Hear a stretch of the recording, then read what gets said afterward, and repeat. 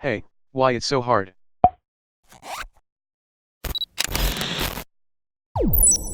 Hello guys, welcome to the Filmopoint.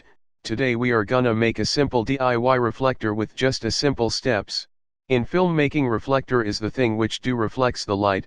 It would be natural as well as artificial, so let's get started through this tutorial. All we need is a piece of thermocol,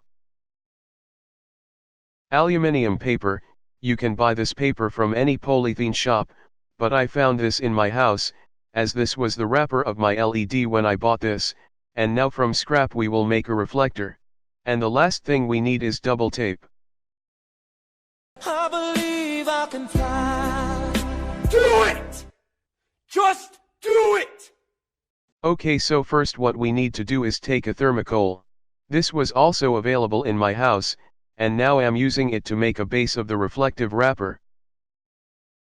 So if you see this wrapper, it contains space into it, and what you have to do is, when you purchase this paper, just stick it with Fevicol on 3 sides and leave its one side open.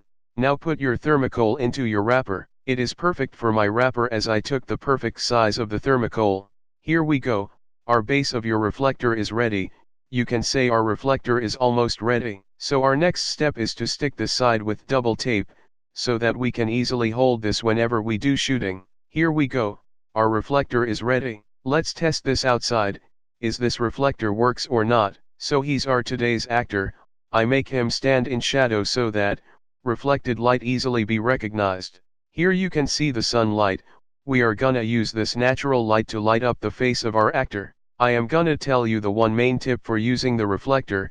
Always use the reflector from the low angle like this, because it's really give you a great output instead of using high angle, as high angle also contains the person's shadow who holds the reflector and your output may not be fulfilled.